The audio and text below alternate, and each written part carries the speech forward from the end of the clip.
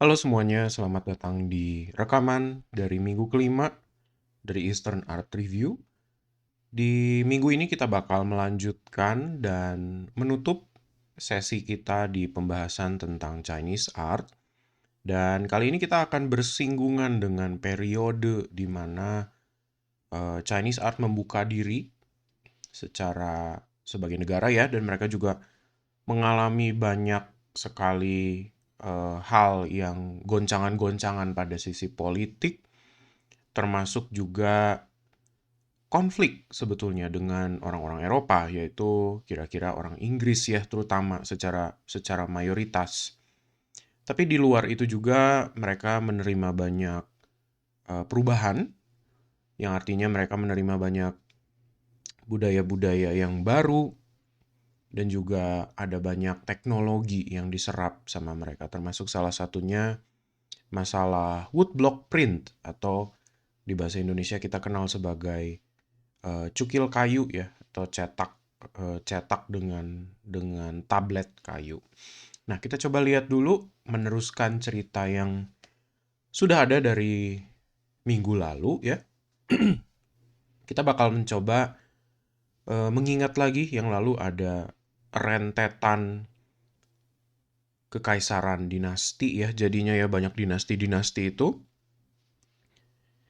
Dan dinasti yang paling akhir ini adalah dinasti Qing. Nah, ini ceritanya cukup tragis ya memang ya. Karena sudah sekian lama dari berbagai macam dinasti ini, akhirnya menuju ke tahun sekitar 1800-an dan 1830, 40 gitu ya. Eh, Tiongkok atau Cina itu sudah mengalami perkembangan populasi yang cukup besar sebetulnya. Dan ketidakmampuan untuk memanage, karena cukup besar ya, maksudnya seluruh daratan Cina itu tidak mungkin terjangkau secara em, kekuasaan gitu, pemerintahan. Jadi pada akhirnya terjadilah banyak pemberontakan ya, dan kelaparan dan lain sebagainya itu, dan banyak sekali ketidaktenangan, dan rakyatnya tidak terlalu senang gitu dengan pemimpin atau kaisar yang ada pada saat itu. Tapi juga kita tidak bisa melihat hanya sekedar mereka tidak senang ya. Karena dunia makin modern, makin banyak juga pemikiran-pemikiran yang lebih maju.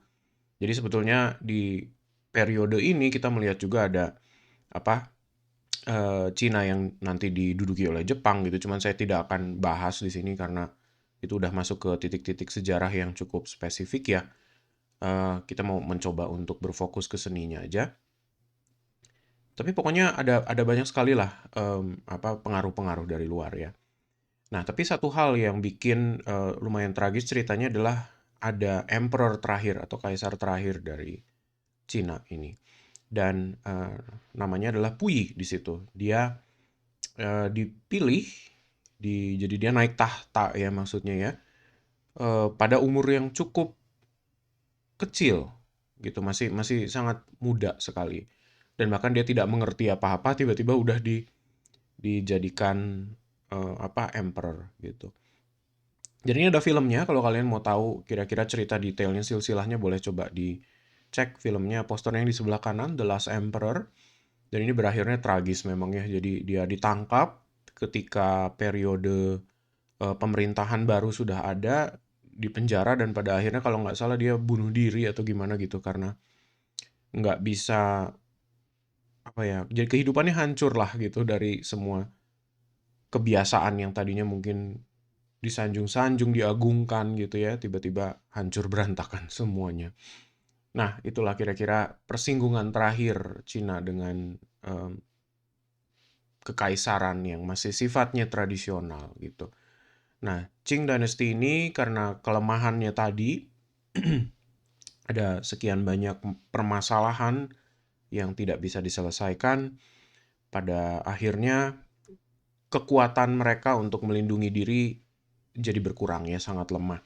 Jadi kalau kita coba pikir kira-kira setting-setting film seperti film-filmnya Jet Li itu, yang film-film Hong Kong itu ya, yang ada Wong Fei Hung, ada segala macam, punya Apotek Po Chilam, itu kan era-eranya kira-kira di situ tuh ya. Jadi perbatasan antara waktu Cina mulai terbuka atau mulai banyak teknologi dari luar gitu ya. Itu selalu ditunjukkan ada konflik, entah orang-orang dalam kaisar yang mungkin udah mulai korup karena mereka tahu gitu ya, udah goyang. Em, jadi kembali semuanya tuh menjadi kacau gitu karena itu kehilangan. Dan Barat terutama ketika melihat seperti ini sebagai dengan mental penjajahnya tentunya akan terus mulai mencoba untuk membuka, mendobrak Cina gitu ya, supaya perdagangannya dan bisa mengeruk dan segala macam itulah. Nah, jadi persinggungan itu yang nanti juga akan kita lihat bisa punya banyak ramifikasi ya, termasuk ke gaya seninya juga di Cina.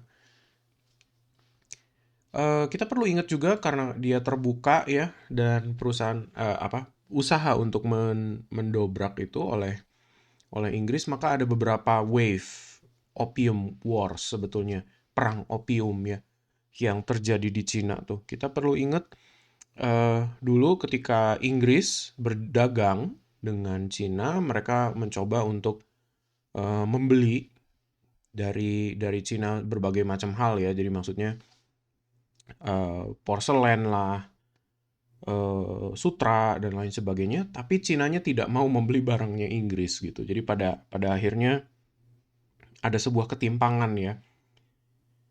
Mereka mau menjual tapi tidak mau membeli. Akhirnya tidak ada pertukaran barang dan jasa. Nah, akibat itu untuk mendobraknya salah satu sebabnya kenapa mereka menggunakan opium adalah itu gitu. Ketika Cina tidak mau membeli barang, maka diperkenalkanlah opium itu. Dan ketika rakyatnya udah kelenger gitu. Kalau kalian lihat di foto yang sebelah kanan, menjadi ketagihan dan ketergantungannya menjadi sangat tinggi ya di situ. Nah, inilah yang menyebabkan pada ujungnya mereka membeli opium dalam jumlah yang besar dengan silver yang tadinya hanya dibayarkan ke Cina. Jadi kembali pada akhirnya Cina harus membeli dengan silvernya lagi. Nah, pada ujungnya bukannya malah untung, malah rugi gitu pada akhirnya ya, karena ketergantungan ini malah jadi merusak gitu. Orang-orang malah jadi tidak mau kerja, malah seharian jadi cuman ngerokok opium gitu ya. Itu menjadi sangat-sangat merugikan untuk orang-orang Cinanya sendiri. Tapi kita beralih dulu ke area kesenian ya. Jadi maksudnya kita ngomongin dulu ada salah satu school atau sekolah seni yang ada di periode ini, dan ini termasuk salah satu sekolah seni yang sebetulnya umurnya cukup pendek ya. Shanghai School itu kira-kira dari tahun 1850 sampai 1890 ya. Eh, Walaupun umurnya pendek, sebetulnya jadi ini salah satu school yang sebetulnya udah saya sebut ya di minggu lalu, cuman untuk menggarisbawahi aja, Shanghai School itu sebetulnya salah satu sekolah seni yang ikut menyaksikan perubahan itu terjadi. Jadi artinya walaupun mereka secara teknik dan secara pengetahuan memang dia mencoba untuk meneruskan tradisi-tradisi Chinese yang sudah ada sebelumnya, terutama literati painting ya. Cuman karena Cina yang sudah terbuka, dunia barat yang sudah mulai masuk dan pengaruh-pengaruhnya, maka permintaan-permintaan yang mereka lihat dari sekitar mereka tuh ya, seniman-seniman yang bekerja itu menjadi terjepit di antara apakah mereka harus mengikuti canon atau mereka harus mencoba mengadaptasi diri. Nah, ini udah mulai satu himpitan yang pada ujungnya dipaksa terbuka gitu ya. Dan ini akan kelihatan nanti di banyak kesenian Asia gitu. Ketika mereka menerima pengaruh Barat, di situ baru konsep seniman dan artisan atau craftsman itu betul-betul jadi diperdebatkan tuh di situ ya. Nah, Shanghai School terutama dia sudah menerima banyak juga gitu influence. Jadi salah satunya adalah dari Jepang. Jadi kalau kita coba lihat ya misalnya outline dan bentuk-bentuknya tuh di contoh yang ada di sebelah kanan bawah, ini sebetulnya udah sedikit banyak kalau kita bahas Jepang ya nanti di minggu depan dan minggu satunya lagi kalian akan bisa lihat ada banyak kemiripan gitu di sini. Yaitu karena sebetulnya memang mereka juga melihat ya jadi akhirnya dari negara-negara tetangga itu. Tapi juga yang cukup menjadi miris adalah ketika mereka berkarya dan tidak ada orang yang membeli atau misalnya permintaannya dari konsumen menjadi berubah gitu ya. Ya mereka otomatis jadi mengikuti gitu. Nah, perlu diingat bahwa ketika zaman ini sudah terbuka, permintaannya datang dari kebanyakan orang barat malah jadinya. Nah, orang barat yang baru masuk ke Cina, mereka tentunya kepengen untuk membawa pulang souvenir mungkin ya. Kita bisa bilang seperti itu karena mereka belum belum melihat seni ini dalam waktu yang cukup lama gitu kan ya. Sedangkan orang-orang Cinanya sendiri kan sudah paham sekian tahun melihat literati painting, entah mereka merasa bisa memahami atau tidak bisa memahami, ya itu udah bagian dari tradisi gitu jadinya ya. Tapi Barat ketika mereka melihat ini malah mencoba untuk ya udah bikin aja yang banyak gitu menurut mereka. Nah, otomatis em, ada beberapa hal yang berubah di sini. Satu, mereka masih mencoba untuk bikin literati tapi menjadi berkurang ya secara volume. Jadi pertama mereka tidak lagi mengikuti apa namanya aturan-aturan literati painting secara keras. Jadi yang kalian lihat seperti contoh di kanan bawah ini sebetulnya sudah menjadi satu panel sendiri gitu. Literati painting yang tadinya harus dibuka secara scroll gitu kan, secara apa gulungan, itu sekarang menjadi satu panel saja. Nah, kita perlu ingat ya, literati kan tadinya harus menggambarkan nilai apa Taoisme, Konfusianisme gitu kan, langit dan lain sebagainya tuh. Relasinya dengan penyembahan langit itu. Sekarang tidak lagi. Jadi mereka bisa menggambarkan sesuatu yang spesifik yang mereka mau aja gitu di situ. Jadi tidak perlu lagi ngomongin masalah mikrokosmos dan makrokosmos di situ. Terus kedua, jadi melukisnya mulai tidak menjadi simbolis. Nah, literati itu kan simbolis. Jadi ketika mereka melukis sebetulnya mereka mencoba menggambarkan keagungan dari nilai Taois dan Konfusianisme plus mereka mencoba kembali ke akar mereka bahwa penyembahan langit itu ya sudah menjadi budaya gitu kan ya. Dan bisa diduplikasi tuh dulu karya-karya itu. Jadi artinya ada master dan ada murid gitu kan. Murid biasanya diminta untuk mengcopy si masternya supaya dia bisa belajar dan mengerti gimana cara mengikuti standar lukisan itu. Terus yang ketiga, mereka bisa melukis benda sehari-hari yang tidak punya nilai spiritual jadinya. Nah ini walaupun kesannya kayaknya rendah, cemen banget gitu ya kalau kita dengar hari ini, buat mereka itu perubahan yang cukup besar gitu tiba-tiba. Yang menganggap tadinya melukis itu selalu berhubungan dengan sesuatu yang tinggi, dengan sesuatu yang spiritual ya, mikrokosmos, makrokosmos itu, nilai-nilai itu semuanya. Tiba-tiba enggak, kita lukis aja benda sehari-hari, kembang kayak apa namanya pottery, kendi atau apa gitu. Jadi udah hilang esensi itunya. Jadi berubah, titik beratnya ada di penekanan terhadap realisme. Nah, mulai ke situ ya. Tapi Shanghai School ini belum betul-betul menjadi realis. Nanti ke belakang kita lihat secara gradual akan ada perubahan. Nah, di bawah situ saya tinggalin juga beberapa contoh-contoh seniman-seniman yang ada di Shanghai School. Kalau kalian mau coba Google nanti mau lihat apa contoh-contoh karyanya ya, boleh di situ. Karena saya nggak bisa taruh semuanya satu-satu. Nah, ini beberapa sampel yang kita bisa lihat ya. Di sini ada saya pakai ambil contohnya dari punya Ren Xiong. Di situ seperti yang tadi saya bilang dia bisa melukis sesuatu yang nggak lagi harus secara satu vista penuh, secara satu horizon gitu ya. Jadi yang sebelah kanan kita bisa lihat ada Peonies dan Butterfly tahun 1854. Ini digambarkan sedemikian rupa saja, jadi betul-betul ujung dari pohon dengan bunga-bunga yang mekar. Masih ada dua kupu-kupu di situ yang bermain. Dan kebiasaan kaligrafi tentunya dan puisi ya masih tidak hilang. Jadi masih ada di sebelah kiri atas kita masih bisa lihat ada puisi yang ditulis. Nah, yang sebelah kiri itu ada kebiasaan baru yang tadinya mungkin jarang ditemuin ya. Pelukis atau scholar yang melukis literati painting itu hampir tidak pernah menyajikan diri dalam bentuk self-portrait ala barat. Mereka bisa memasukkan diri di dalam satu scenery horizon dari literati painting, tapi tidak pernah sampai mereka berpose berdiri tegak melihat dirinya sendiri. Nah ini jadi menarik gitu ya. Jadi mereka tidak lagi melihat diri sebagai bagian dari mikrokosmos makrokosmos, melihat diri sebagai diri, pantulan diri di depan cermin. Gitu. Ini sama kasusnya seperti tadi.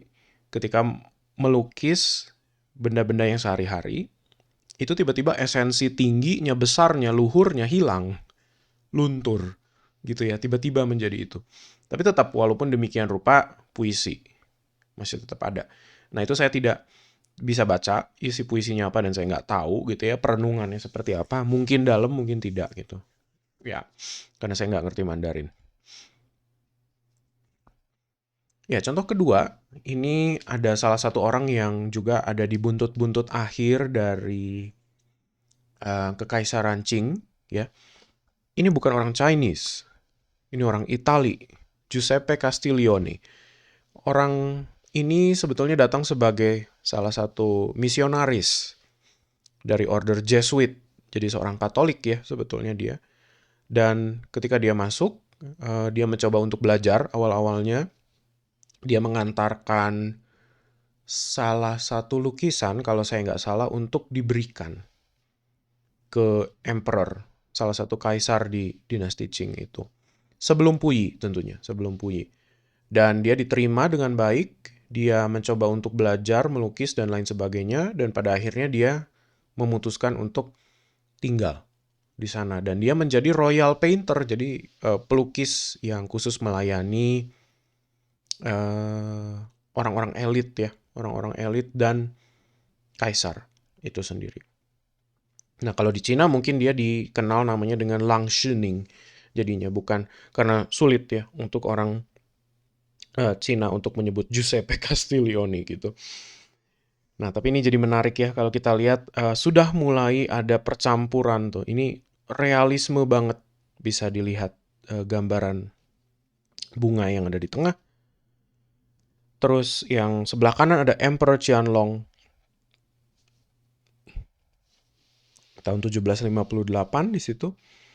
Kita bisa lihat juga kudanya, rambutnya, ini semua sudah sangat-sangat berbeda dengan teknik yang kita lihat sebelumnya ya dari lukisan Cina itu.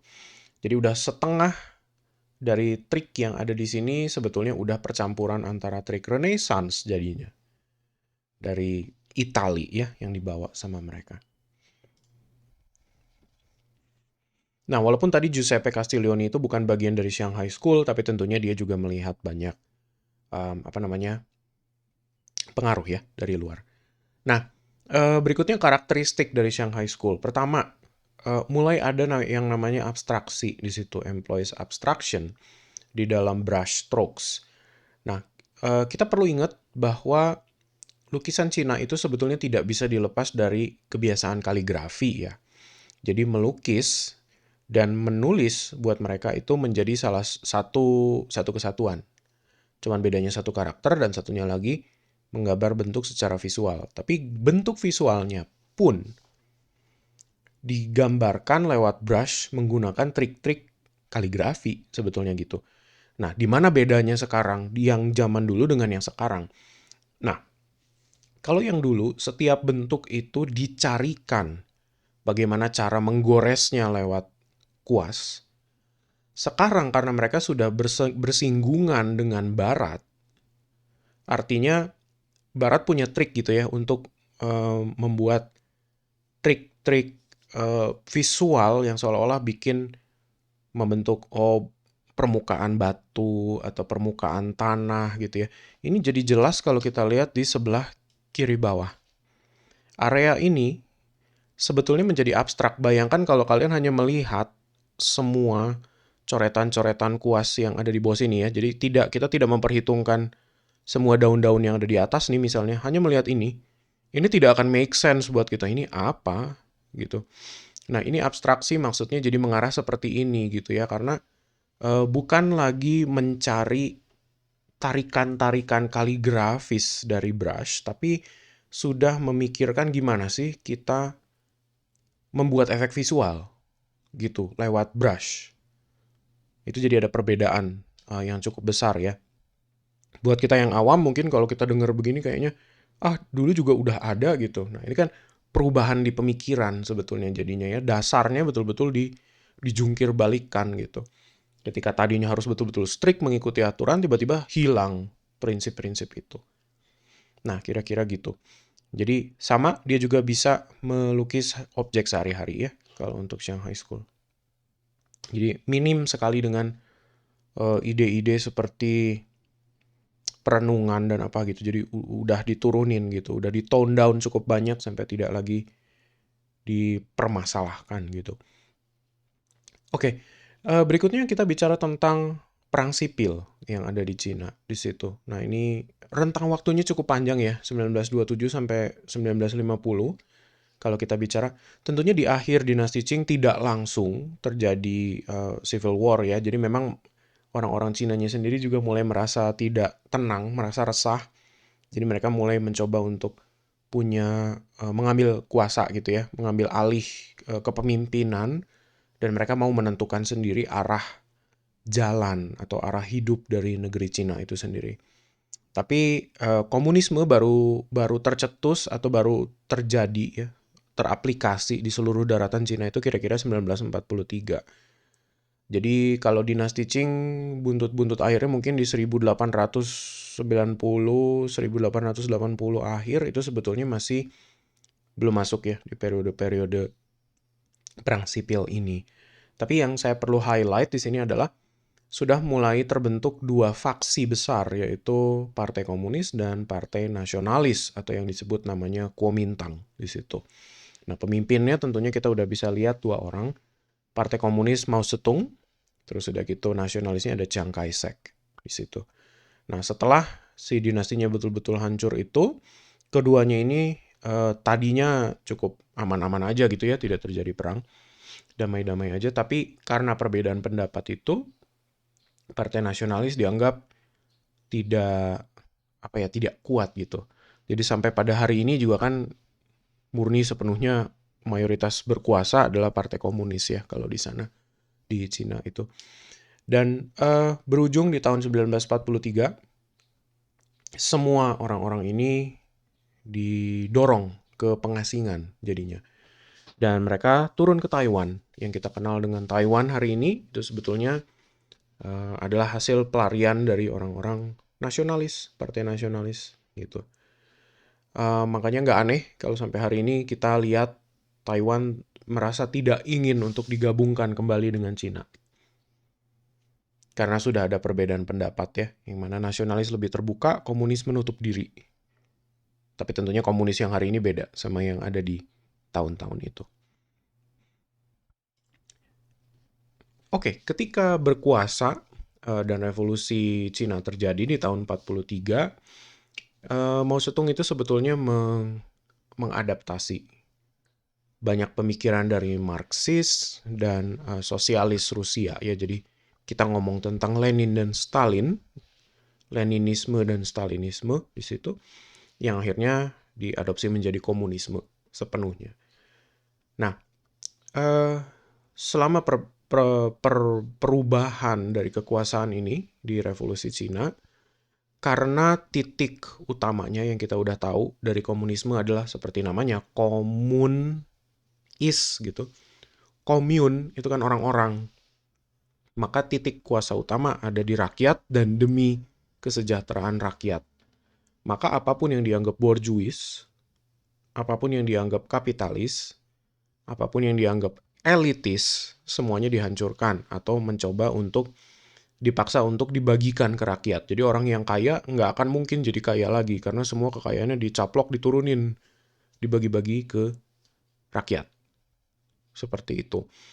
Otomatis, apakah ada pengaruh ke seni? Oh yes, tentunya ada pengaruh. Kalian ingat kebiasaan literati painting adalah kaum terpelajar, kaum mampu, dan orang-orang kaya biasanya. Seperti itu. Jadi dari dulu pun sebetulnya sudah ada segregasi di situ. Nah, apa yang terjadi ketika revolusi ini terjadi? Ya, praktis itu otomatis turun gitu. Jadi tidak lagi banyak diperlakukan.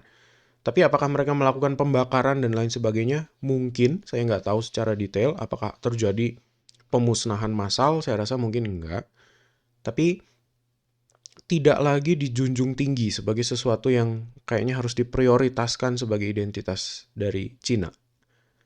Seperti itu. Nah, lantas apa yang terjadi kalau seandainya karya-karya itu tidak lagi ada di sirkulasi gitu kan? Ya, mereka masuk ke dalam propaganda sebetulnya. Propaganda dari komunisme itu sendiri. Nah, style dari propaganda ini saya tidak bakal bahas panjang lebar karena akan dibahas juga asalnya karena dia berasal dari Rusia sebetulnya ya. Dan kita perlu tahu dulu Rusia itu eh, dia masih komunis ya pada era itu. Jadi memang ada satu gaya yang namanya konstruktivisme di situ nanti akan coba dibahas di Western Art Review ya lebih lanjut. Jadi kira-kira periodenya nanti setelah Bolshevik Revolution di Rusia. Kejadiannya sama. Jadi mereka juga menumbangkan kekuasaan kekaisaran atau raja Tsar kalau di Rusia. Sedangkan kalau di Cina berarti lepas dari Qing, mereka menurunkan semua itu kekuasaan itu diturunkan dan dilevelkan semua menjadi satu level dengan rakyat ya. Secara sekilas aja, kenapa di poster-poster propaganda seperti ini kita bisa lihat pandangan-pandangan herois mulai dari apa yang sudah terlihat dari poster yang di sini ya. Kalau kita coba lihat lebih detail, tentunya ada banyak kumpulan orang-orang mengacungkan tangan, buku merah yang dipegang, itu adalah panduan untuk bertindak dan berlaku ketika di era Mao Zedong. Kekuatan rakyat digambarkan dengan massa tentunya ya, orang-orang tuh yang sekian banyak. Dan kenapa warna merah? Ya itu, karena synonymous dengan komunisme memang merah. Red. Makanya Rusia juga kan dibilang kenapa ada Red Army dan segala macam seperti itu. Ya, jadi memang kekuasaan rakyat itu digambarkan dengan heroisme dari rakyat itu sendiri. Kalau kita mencoba melihat sekilas memang jadi mudah untuk mengerti sih kenapa digunakan tubuh-tubuh yang mampu untuk bekerja gitu ya. Karena kekuatan ada di rakyat gitu. Ketika kemarahan terhadap kekuasaan elit itu ada, ya bawa massa gitu kan. Gampang aja sih. Coba lihat aja sekarang kayak orang demonstrasi tuh kalau udah nggak setuju apa-apa kayak buruh misalnya ya. Ya memang mereka seharusnya berpikir dengan pola pikir sosialis, bukan komunis ya, sosialis gitu karena mereka butuh untuk kesejahteraan mereka dijaga dan diperjuangkan oleh kaum elit. Masalahnya kan tidak, seringkali tidak gitu. Jadi makanya banyak sekali visual-visual yang muncul ya seperti ini gitu ya. Di sini saya tinggalin satu contoh video. Jadi ada pentas propaganda Cina kalau kalian mau lihat dalam bentuk betul-betul pentas teater ya. Jadi bukan poster. Di situ akan terlihat juga tuh gimana mereka menari, memposturkan diri gitu. Gerakan-gerakannya tentunya jadi tegap dan berani gitu ya dan formal banget. Seperti itulah kira-kira konstruktivisme itu. Nah, di rentang kekuasaan itu tadi ya, dari komunisme itu, ada satu orang yang sebetulnya menjadi cukup terkenal juga, dan mungkin bisa dibilang salah satu pelukis di era akhir sebelum Cina betul-betul berubah jadi lukisan-lukisannya berpengaruh barat. Nah, orang ini namanya Zhi Baixi. Kira-kira dia hidup dari tahun 1864 sampai 1957. Jadi betul-betul era kehidupannya tuh bersinggungan dengan akhirnya dinasti Qing dan dimulainya kekuasaan komunis. Seperti itu.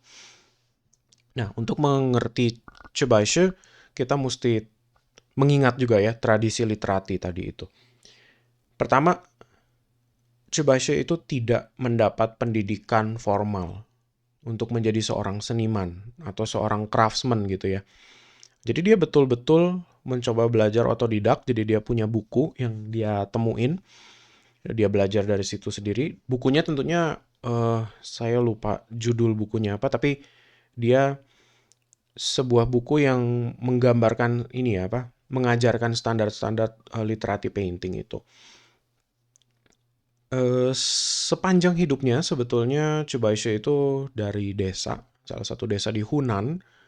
Jadi memang dia sejak kecil udah senang untuk menggambar dan apa namanya bikin puisi itu ya, itu udah menjadi satu bagian kan ya seperti biasa. Cuman observasinya terhadap benda-benda sekitar dia tuh luar biasa detail di situ. Jadi pada akhirnya ketika kita mencoba memahami Zhi Baixi dan kenapa dia gambar-gambarnya benda-benda sehari-hari gitu ya, itu karena yaitu dia tidak datang dari background seseorang yang terlatih sebagai kaum terpelajar dan scholar gitu. Cuman ya dia mencoba mengeluarkan gayanya sendirilah gitu ya kalau kita bilang. Cuman ternyata orang yang tidak muncul dari atau tidak datang dari background uh, apa ya pelukis secara formal gitu, secara pendidikan formal ternyata punya punya gayanya sendiri yang bisa dibilang cukup revolusioner gitu. Makanya lukisan-lukisan dia bahkan dilihat sama seniman-seniman lain gitu yang ada di Eropa dan lain sebagainya, mereka juga berkomentar bahwa oh ini orang betul-betul hebat gitu ya. Bahkan dia sampai dinamakan The Picasso of China gitu. Picasso-nya Cina gitu katanya ya. Nah, cuman ketika masa periode komunisme sudah ada, sudah hadir, eh, kebiasaan untuk berkomentar secara politik itu ternyata ada di lukisan-lukisan Zhi Baixi. Bayangin, ini orang tua yang sudah rentan, sudah tidak tahu sudah tidak bisa melawan, sudah tidak bisa melakukan apa-apa. Tapi dia melakukan komentar-komentar itu di dalam lukisannya. Memang komentarnya tentunya eh, tidak akan langsung seperti berapi-api dan menyulut gitu ya. Cuman karena lukisan-lukisan dia itu sehari-hari, maka sebetulnya dia lebih bicara soal saya tidak peduli dengan semua itu gitu loh. Jadi di satu sisi dia mendiskreditkan dan dia tidak mau ikut campur. Jadi memang ada ancaman-ancaman itu gitu ya. Tapi walaupun pada akhirnya dia tidak dihukum sih oleh rejim komunisme dan malah kalau saya nggak salah Mao Zedong suka gitu dengan beberapa karya dia gitu ya pada ujungnya. Jadi dia cukup beruntung sih walaupun dia tidak mau ikut campur tapi dia tidak dilukai atau di penjara dan lain sebagainya. Nah, di sini ada satu YouTube yang saya tinggalin ke kalian jadi supaya kalian tahu kira-kira cara menggambarnya kayak gimana sih lukisan-lukisan Chinese ini ya. Dan tentunya ini udah pada periode yang lebih modern nih, jadi kita tidak menggambar literati lagi. Kita punya trik-trik sendiri gitu untuk menggambar ini, misalnya pohon bambu atau apa gitu ya. Itu boleh dicek di sini ya. Saya nggak akan putar sekarang karena nggak mungkin juga. Nah, lukisan-lukisan Shibaisho itu kira-kira seperti ini. Jadi seperti apa yang tadi ada di halaman sebelumnya, sebetulnya kebiasaan melukis dengan Chinese brush itu sebuah proses meditatif ya. Jadi ada sebuah perbedaan gitu kalau nanti kita mencoba membandingkan Chubaishi dengan Literati. Tapi Chubaishi bisa menggambar sedemikian rupa memang masih melalui trik-trik tradisional memang ya. Jadi goresan-goresan itu gitu, penguasaan-penguasaan itu luar biasa sekali untuk di untuk dilihat gitu. Jadi kalau kita memang secara awam kita melihat langsung lukisan udang ini, saya yakin kalian tidak akan takjub gitu. Tapi begitu kalian lihat tadi video yang sebelumnya dan coba dibandingkan dengan hasil karya ini, bisa terbayang betapa betapa sulitnya gitu masing-masing ini. Jadi ada udang yang sebagian masih terlihat transparan misalnya di sini. Ini masalah kontrol seberapa basah dari air dan tinta yang ada. Jadi artinya kalau kita terbiasa melukis itu mungkin penekanan dan penguasaan ujung kuas itu tidak sedalam itu gitu ya. Di kebiasaan Cina ini semua menjadi diperhitungkan gitu. Bahkan beberapa dari garis-garis ini nih kumis dari udang ini sebetulnya menggambarkan banget bahkan tahanan air dan sebetapa naturalnya mereka gitu ketika mereka melambai-lambai di bawah air. Nah, Chebaishi sendiri sebetulnya sejak kecil memang dia ya karena di pedesaan ya maksudnya.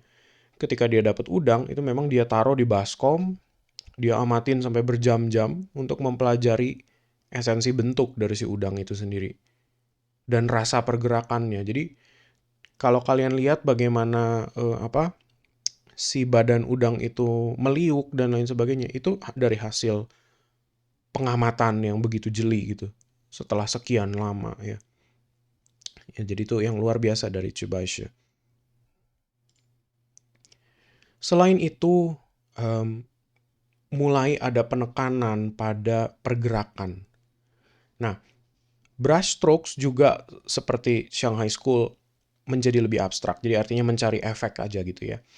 Nah, karena mencari efek itu yang dianggap abstrak ini, lebih abstracted, mereka juga memikirkan gaya kinetik dari setiap pergerakan yang ada. Jadi contohnya di sini kan saya tulis ya, it needs to convey sense of movement di situ. Artinya apa? Coba lihat si buntut kudanya yang meliuk. Jadi artinya kalau kita bayangkan si kuda ini sebetulnya dia baru saja jalan dari sebelah sana gitu ya. Jadi mengarah ke kanan bawah terus dia belok sekarang mengarah ke kiri bawah.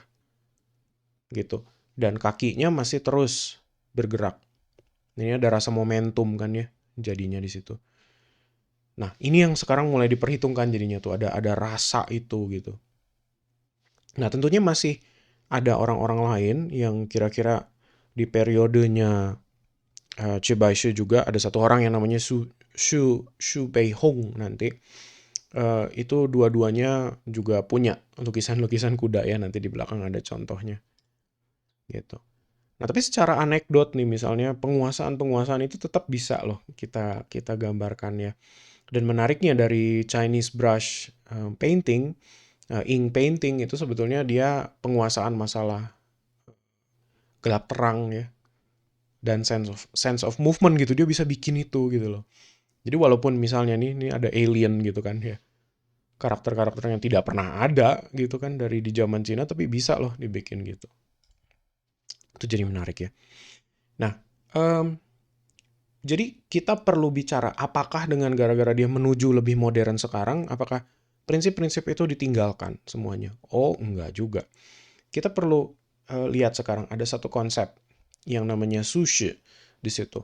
Nah, sushi itu seperti yin dan yang kalau di tradisional Cina gitu ya, filosofi Cina.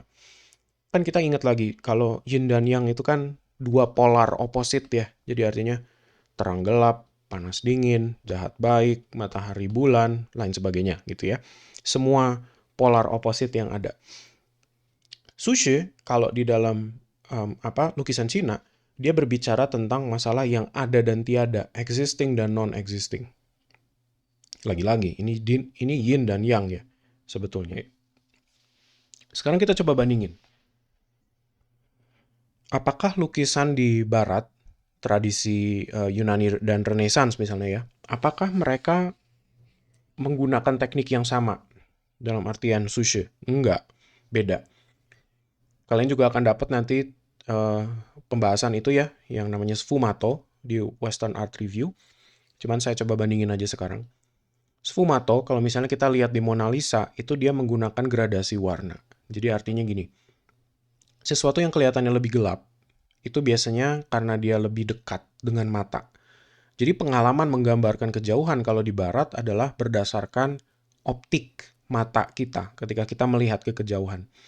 Coba kalian ingat kembali kalau kalian berdiri di melihat satu pemandangan dari binus aja misalnya.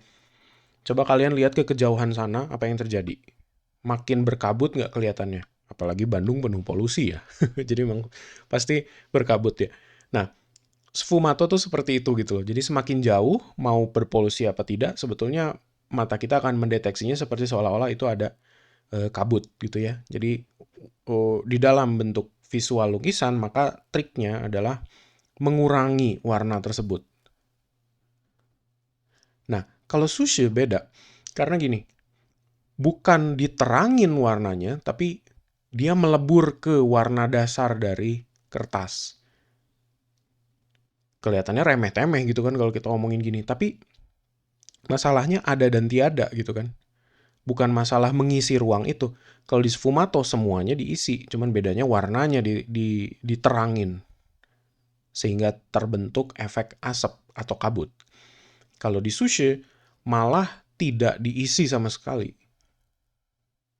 Gitu. Jadi ada perbedaan yang kalau dilihat seperti itu mungkin tipis ya kayaknya. Tapi dari sisi pemikiran ini lumayan beda jauh gitu. Nah, kenapa sushi ini saya sebut? Karena kalau kita lihat di contohnya misalnya Li Manfung sampai ke hari ini, Li Manfung ini salah satu seniman yang sampai ada di Indonesia juga ya, pelukis Chinese yang kalau kita lihat dia menggambar banyak nanti scenery-scenery seperti di Indonesia, di Bali dan lain sebagainya di banyak tempat itu masih ada gitu tendensi untuk menggunakan sushi itu masih ada gitu ya. Tapi juga pada akhirnya di lukisan-lukisan yang ink painting yang seperti orang-orang di era modernis ini nanti akan terlihat juga gitu masih ada sedikit banyak itu. Nah, berikutnya kita masuk ke modern Chinese ya jadinya karena itu buntut akhir dari termasuk salah satu orang yang Chibaishu itu di buntut akhir lah kira-kira kebiasaan dari tradisional Chinese era itu masih ada. Nah, berikutnya ada Chinese realism dan modern art di sini. Jadi setelah Cina terbuka ya dan dia kalah di rentetan perang itu dan bahkan komunisme ya sudah mengambil alih. Itu mulai ada gerakan-gerakan untuk menyajikan realisme. Jadi tadi dari konstruktivisme aja kalau kita lihat ya, itu sebetulnya udah realisme dan poster itu, maka sebetulnya tidak aneh ketika dia menunjukkan kenyataan gitu karena memang kepengennya itu gerakan sosialis itu kepengennya selalu menunjukkan kenyataan yang ada. Nah, realisme itu sebetulnya mencoba untuk meniru kenyataan yang ada. Jadi kalau saya belah antara realisme dengan kebiasaan literati gitu ya, lukisan Cina yang tradisional, literati itu kan simbolis. Jadi artinya orang-orangnya tidak harus terlihat betul-betul realistis gitu ya, tidak terlalu penting untuk mereka. Tapi ketika menggambarkan realisme, jadi mereka harus mulai memikirkan simulasi cahaya, sudut, angle gitu. Nah, itu semua menjadi penting gitu di dalam pertimbangan-pertimbangan melukis ini gitu. Jadi ada shading, mulai ada bayangan di bawah orang gitu. Itu semua menjadi perhitungan. Yang tadinya tidak gitu kan. Saya pernah bilangin bahwa di literati itu rata kan cahayanya ya. Ini enggak. Nah, itu yang jadi berbeda tuh di situ. Dalam artian kalau di bahasa teknisnya seni rupa barat ya, dia mimetik. Jadi mencoba untuk mengcopy kenyataan seperti yang ada di situ. Nah, jadi di situ betul-betul diperdebatkan ya, kanon yang ada di literati itu apakah hilang sepenuhnya, apakah mau dibuang sepenuhnya atau gimana gitu. Tapi tentunya sebagai orang-orang Chinese ya, saya rasa mereka tidak sepenuhnya mau membuang apa yang sudah ada dari tradisi mereka. Jadi malah sebetulnya mereka terpancing untuk mencoba mengadaptasi. Dunia di luar udah terbuka, sudah lebih maju, apakah kita mau beradaptasi atau kita membiarkan? Kayak gitu. Nah, maka mereka mencoba ya sebetulnya untuk menyajikan itu. Nah, realisme yang ada di sini, kalau kita lihat dari contoh lukisan itu ya, Kang Yue dan keluarganya, ini dilukis oleh salah satu pelukis, termasuk salah satu figur besar ya, yang bisa dibilang bapak dari modern art di Cina, yang namanya Xu Beihong. Kita bisa lihat ada memang proporsinya agak-agak aneh ya memang ya, karena masih mungkin baru mengadaptasi atau gimana saya nggak ngerti. Tapi kayaknya ada ukuran kepalanya rada sedikit terlalu besar atau kadang-kadang terlihat seperti seolah-olah ditempel gitu ya. Si mukanya eh, terlihat sedikit lebih realistis dibanding tubuhnya gitu.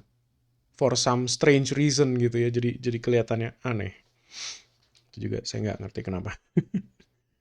Nah, kita mencoba dulu mungkin menggarisbawahi modern tuh apa sih gitu ya.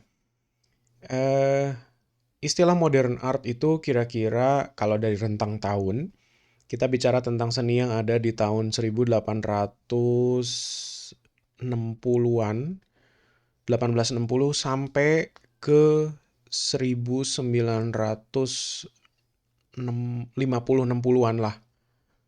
Jadi kira-kira kalau tahun 60 sampai tahun 60 lagi di ke depan kira-kira udah 100 tahun gitu ya, satu abad ya kira-kira.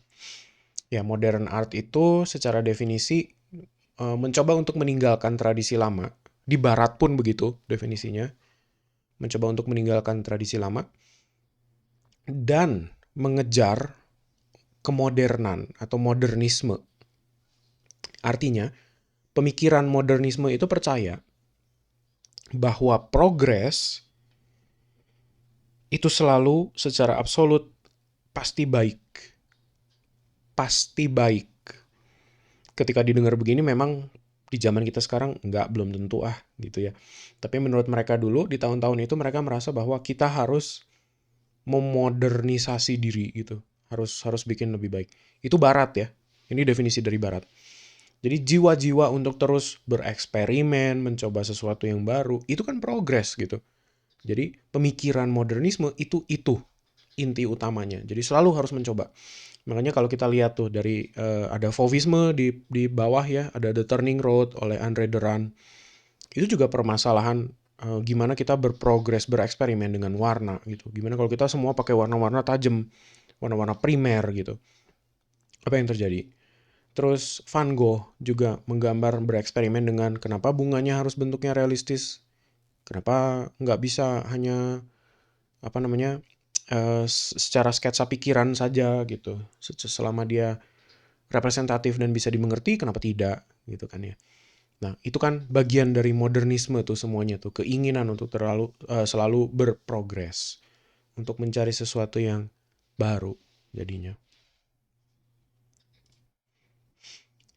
Nah, di sini ada 4 figur besar di Chinese modern art. Kita bisa lihat ada Yan Wenliang, Yu Haishu, Lin Fengmian, Xu Beihong tadi di situ ya. Ini disebutnya apa sih? 4. Mereka juga pengajar masalahnya, pengajar di sekolah seni juga ya di era-era modern ini. Jadi memang mereka dianggap inilah punya high regards gitu ya, dianggap dianggap punya kedudukan tinggi dan berjasa gitu di perkembangan seni Cina yang modern. Jadi lagi-lagi 4 orang ini sebetulnya mencoba untuk mengadaptasi ya. Jadi bukan untuk meninggalkan, tapi mereka mencoba untuk beradaptasi.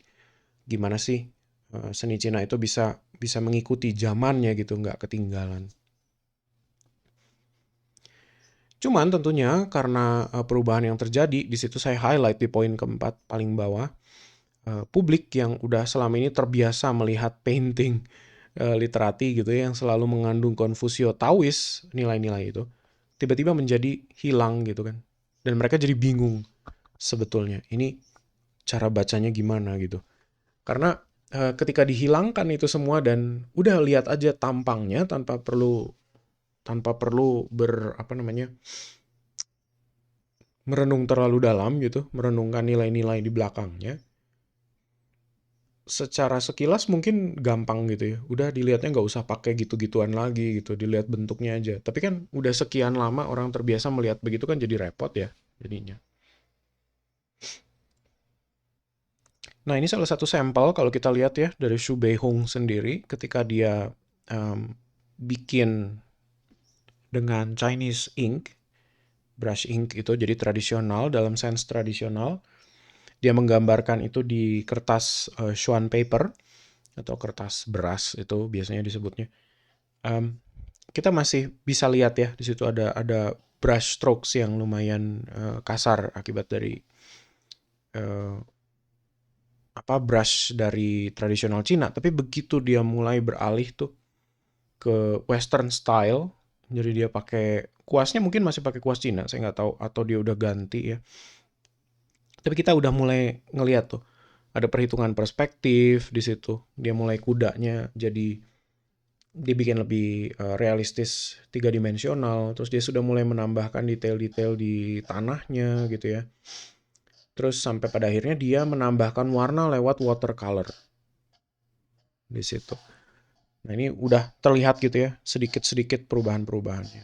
Dan tadi kita lihat di depan lukisan yang dibuat oleh Xu Beihong itu udah murni realisme gayanya ya. Oke, di sini saya mau coba bahas ada perbedaan dua cara melukis gitu ya, dari cara literati dan cara modern. Pertama literati pada era sebelum ini ya, jadi maksudnya ketika kaum scholar itu mencoba untuk melukis atau mengunjungi salah satu tempat gitu, titik mereka mau mengambil pemandangan ya, dia bakal datang ke tempat itu, dia bakal melihat sepenuhnya, mencoba menghafal. Jadi saya rasa mereka malah tidak bikin sketsa ya. Jadi hanya mencoba untuk menangkap, merekam dengan pikiran, mengingat, terus udah gitu dia pergi. Dia pulang. Nah, waktu dia pulang, dia mencoba untuk memanggil semua memori-memori itu tadi tuh, mengingat lagi gitu ya. Terus baru dilukis. Nah, artinya memang ada kemungkinan detail-detail yang ditambahkan gitu. Karena kan memori manusia nggak mungkin bisa 100% fotografik ya. Jadi pasti adalah sedikit banyak seperti itu. Jadi artinya hal-hal yang digambarkan gunungnya mungkin sebelumnya tidak seberkabut itu atau dilihatnya pas lagi siang itu kan nggak ini ya, belum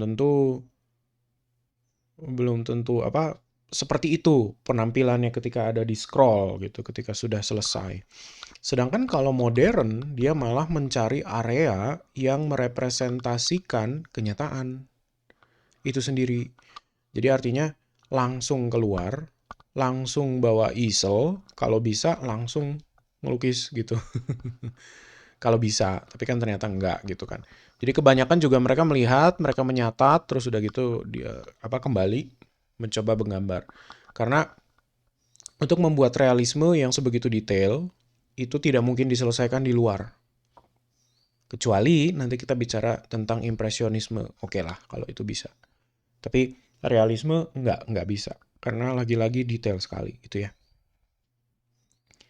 Dan titik utama dari realisme itu, ini metode modern ya. Titik utamanya adalah mereka menggambarkan apa yang betul-betul terlihat di depan mata. Kenapa ada keinginan untuk menggambarkan apa yang ada di depan mata? Karena menunjukkan realitas sosial. Apa yang ada di depan mata itu kita bisa langsung berelasi. Kita melihat orang yang misalnya lagi kelaparan, kita ngelihat orang-orang kaum pekerja yang kesulitan, orang-orang yang lagi sedih, kita langsung bisa melihat kenyataan gitu. Jadi artinya lukisan realisme itu sebetulnya jendela kenyataan. Yang sifatnya mungkin mirip dengan fotografi gitu ya. Oke, kita coba lihat sekarang perbandingan antara Western realism dengan Chinese realism. Di sebelah kiri, ini ada dua orang Prancis, ada Jean-François Millet sama Gustave Courbet. Di sini dua-duanya punya kepekaan yang kurang lebih kuat ya di sosio-realisme. Dalam artian mereka selalu mencoba untuk menggambarkan kaum-kaum pekerja, kaum-kaum termarginalkan, orang miskin, tukang batu, dan lain sebagainya. Pekerja keras lah gitu ya. Karena menunjukkan itu sebagai kenyataan sosial yang ada di luar sana. Jadi lukisan realisme itu mencoba untuk membuat kita iba, simpatis, berempati dengan orang-orang itu sebetulnya. Nah, karena kita berempatis ya kan, sebetulnya kita mencoba untuk menjaga mereka gitu kan, menjaga mereka, membuat mereka lebih sejahtera. Nah, bukankah itu tujuan utama dari sosialis komunis gitu. Jadi kenapa gaya realisme itu seringkali ketika mereka baru pertama kali muncul punya punya pengaruh yang kuat dengan sosialis dan komunisme karena sebabnya itu. Tapi di Cina mereka belum tentu secara sengaja memahami agenda tadi gitu ya. Jadi makanya kayak di sini kita lihat ada Put Down Your Whip, terus ada Portrait of Sun Tuchi, itu juga dua-duanya oleh Xu Beihong ya, si pelukis yang tadi itu. Dan apakah ini betul-betul menunjukkan itu? Yang sebelah kiri mungkin iya, tapi sebelah kanan kan sebetulnya malah kaum elit gitu kalau kita lihat. Apakah itu menjadi satu keinginan untuk membuat kita iba gitu? Saya rasa belum tentu. Moodnya aja beda dari dua lukisan ini dibandingkan dengan apa yang ada di Western ya. Nah, jadi kebiasaannya dari Asia tuh begitu. Ketika kita dikasih sebuah gaya, biasanya kita tidak langsung paham apa sih yang ada di belakangnya. Karena kita belum tentu bisa menjiwai itu. Indonesia pun sama. Nanti kalau kita mulai bahas ketika ada gerakan seni rupa baru di tahun 1970-an misalnya di Indonesia. Indonesia tidak mengenal modernisme, jadi langsung dihajar postmodern. Sedangkan postmodern itu cara berpikirnya harus melawan sesuatu gitu, melawan modernisme. Apa yang mau dilawan gitu? Musuhnya nggak ada, nggak ketahuan di Indonesia tuh. Jadi ada kebingungan sebetulnya di situ. Oke, kita coba lihat teman-temannya dari Xu Beihong. Tadi kan ada 4 orang ya. Salah satunya Xu Beihong, kita udah lihat gaya-gaya lukisnya. Sekarang ada Yan Wenliang di sini. Nah, Yan Wenliang, kalau kita lihat gayanya adalah romantisisme. Nah, romantisisme itu gaya yang sama yang dipakai oleh kalau di Indonesia berarti si Raden Saleh ya di situ. Nah, kenapa namanya romantisisme? Ini juga nanti kalian bakal dapat gaya ini di Western ya, di Western Art Review. Tapi saya sentuh aja secara sekilas. Kenapa katanya menggunakan kata romantik, romantis di situ? Itu karena ketika mereka keluar untuk mengingat alam ini, terus kembali ke studio dan melukis, disitulah proses meromantisirnya terjadi. Misalnya gini, ketika kita melihat misalnya di tempat benernya yang ada snow di lukisan yang di tengah, apakah betul mataharinya sudah seperti itu? Belum tentu. Ketika kita pulang dan si senimannya berada di studio, disitulah ditambahkan supaya alamnya terlihat lebih romantis. Gitu. Snowy Night yang sebelah kanan, apakah betul persis bulannya ada di situ? Belum tentu. Diromantisir. Bisa jadi. Nah itu, jadi itu ditambah-tambahkan sebetulnya ya. Nah cara meromantisir karya adalah demikian rupa.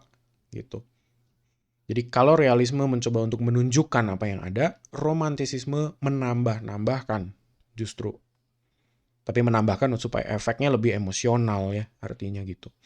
Nah, kedua gaya ini, romantisisme dan realisme sebetulnya cocok dengan aliran komunisme. Kenapa? Karena realisme tadi kita udah tahu kenapa ya. Romantisisme menjadi membangun rasa cinta akan negeri. Karena pemandangan-pemandangannya romantis sekali gitu kan ya. Kalau kita lihat jadi cocok gitu kan. Orang yang sedang mencoba memperjuangkan negaranya, bangsanya gitu. Terus didukung dengan lukisan-lukisan yang bisa dibilang romantisir dan mencintai negerinya gitu. Ya kenapa enggak? Cocok dong. Gitu ya. Nah, tapi ada orang-orang yang berpikirannya jauh lebih lebih dari itu lagi. Jadi ini tahunnya udah lebih maju ya, 1975, 76 di situ. Nah, ini ada orang lain yang namanya Liu Haishu. Dia mencoba bermain dengan seperti Van Gogh gitu ya. Dia mencoba bermain dengan warna-warna yang sedikit lebih kuat. Ini gayanya namanya post-impresionisme di situ. Jadi gunung yang tadinya mungkin birunya tidak sekuat itu tiba-tiba dibikin jadi lebih, terus warna merah gitu ya. Tambah-tambah. Nah, lagi-lagi mereka tidak sepenuhnya meninggalkan tentunya, tapi beradaptasi ya. Jadi di situ bukan meninggalkan tradisi painting Cina sebelumnya, tapi biasanya mencoba untuk mengadaptasi gitu. Nah, berikutnya ada Lin Fengmian di situ. Dia gayanya bereksperimennya cukup banyak ya di sini. Jadi ada impresionisme dan ada post impresionisme. Nah, impresionismenya sendiri yang kanan bawah, yang lotus, jadi bentuknya masih lumayan figuratif, masih terlihat lumayan mirip ya dengan kenyataannya.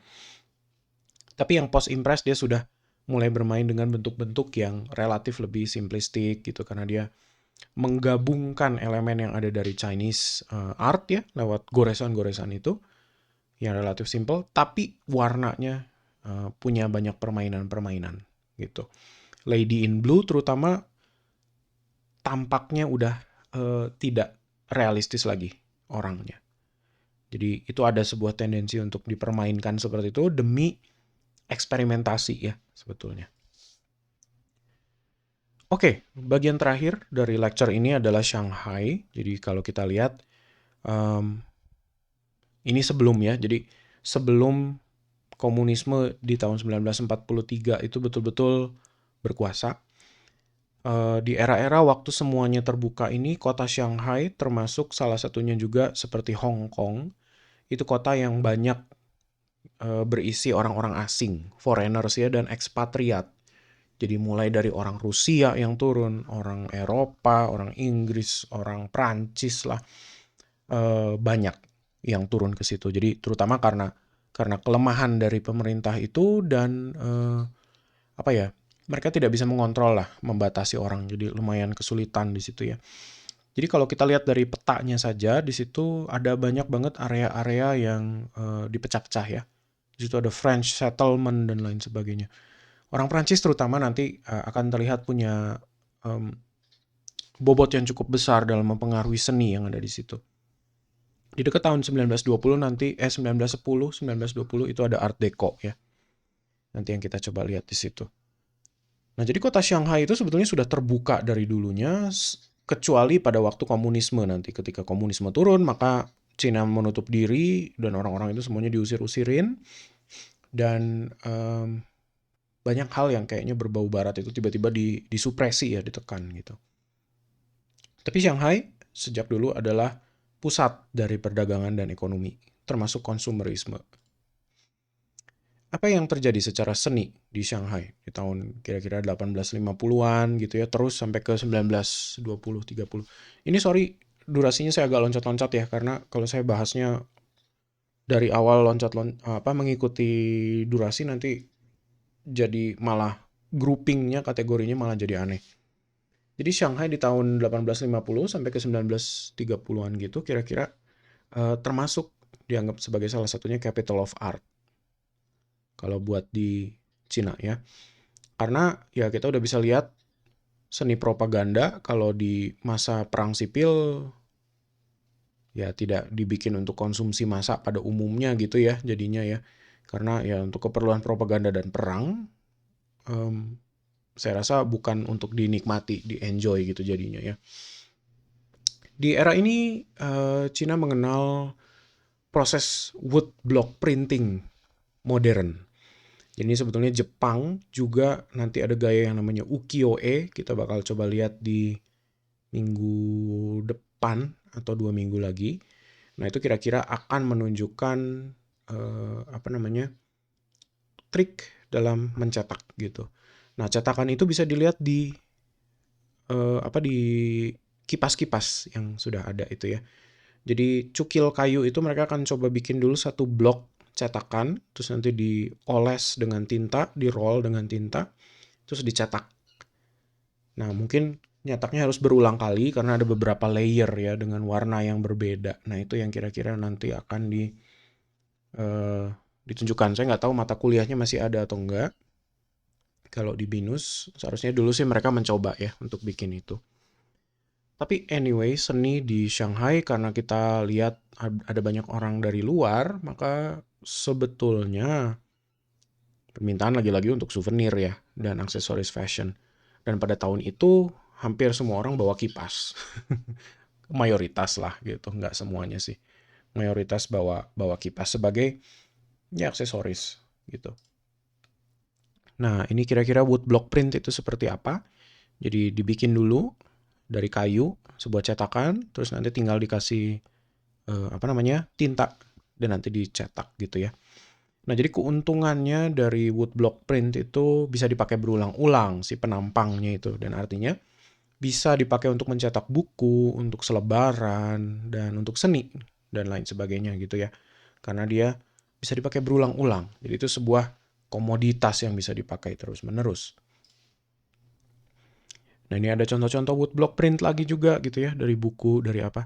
Dan ada kebiasaan seperti nanti di Jepang pun kalian bakal lihat ada namanya komik atau majalah erotik ya. Ya isinya pornografi sih sebetulnya. Tapi saya cuma tunjukin covernya aja, jadi saya nggak akan nunjukin bagian-bagian yang apa tidak tidak senonohnya itu. Tapi anyway ada gitu ya. Jadi konsumsi pornografi sudah ada dari sejak tahun-tahun itu di akhir-akhir tahun penghujung abad ke-19.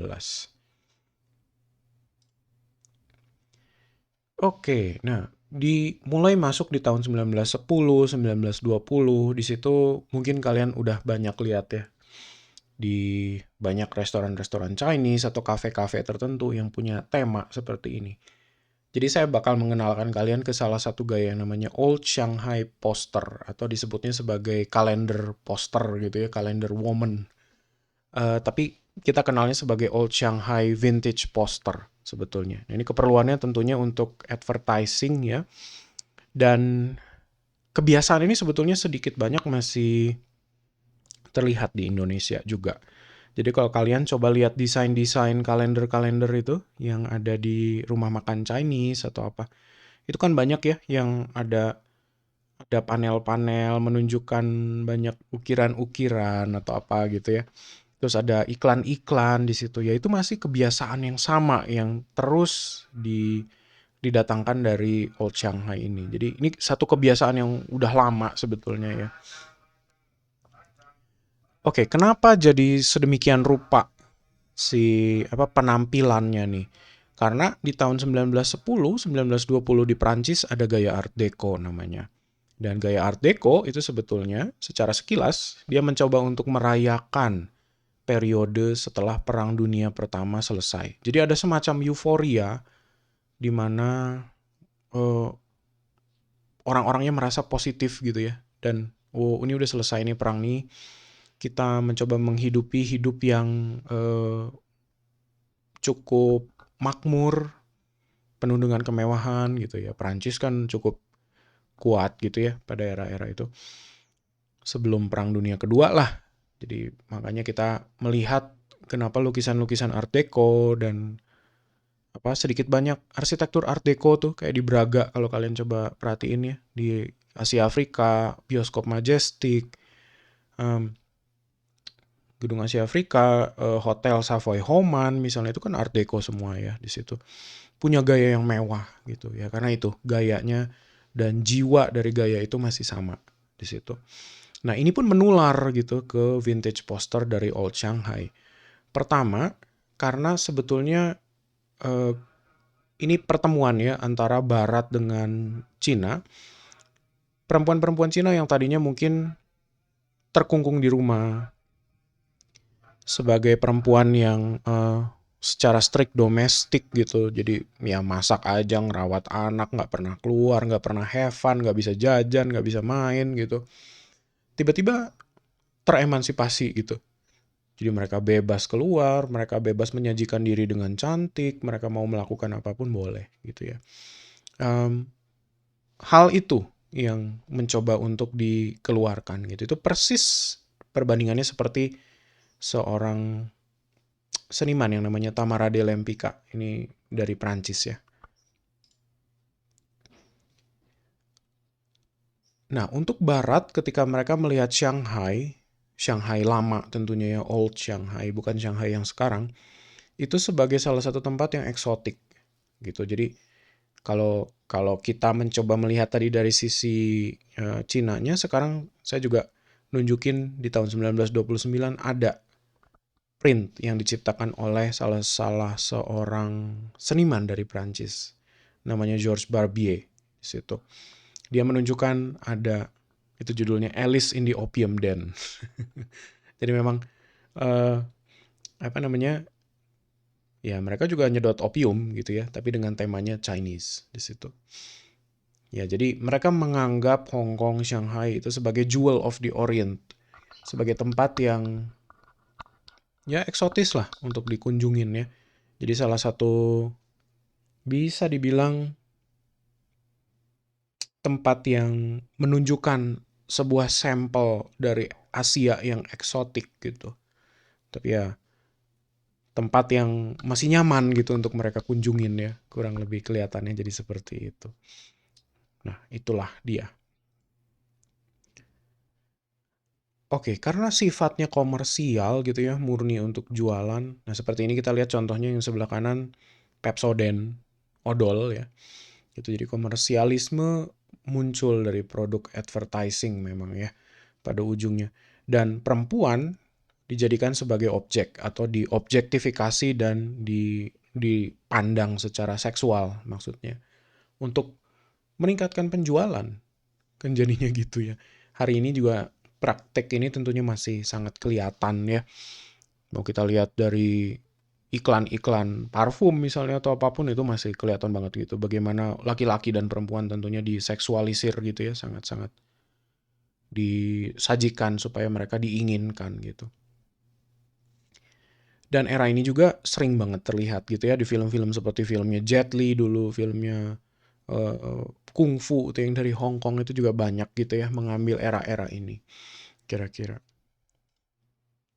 Nah, ini beberapa sampel dari vintage old Shanghai poster. Yang sebelah kiri kalau kalian lihat itu iklan dari Scotch Emulsion, minyak ikan ya. Kalau kalian lihat logo di bawah situ akan kelihatan. Ini ya itu produk dari barat lagi-lagi tapi digunakan untuk memperkenalkan produknya ke orang-orang Chinese ya terutama. Seperti itu. Nah, ini perempuannya juga selalu disajikan seduktif, cantik gitu. Glamor dengan baju-baju khas Eropa. Jadi ya inilah yang sering sekali vintage ini digunakan gitu di tema-tema restoran ya. Kalau kita main di sekitar Bandung juga udah banyak nih sampel-sampelnya kalau kalian lihat gitu. Tentunya gaya-gaya ini nanti akan cukup disupres atau ditekan ketika Partai Komunis berkuasa di 1943. Jadi itu semua akan dihilangkan. Ya karena lagi-lagi itu berbau apa? Barat ya, berbau barat dan kapital dan kemewahan gitu. Yang mana itu mereka anti gitu nilai-nilai itu. Ya berikutnya juga ada vintage posters dari Hong Kong gitu. Ya ini kira-kira pada era-eranya ya.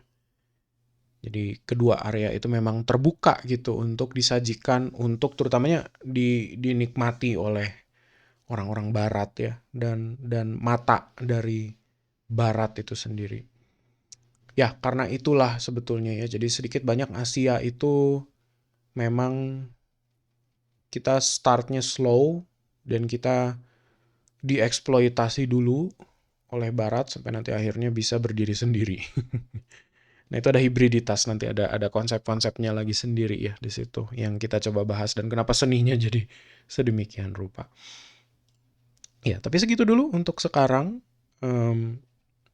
Jadi saya tutup di sini, kita ketemu di rekaman materi minggu depan, yaitu Jepang.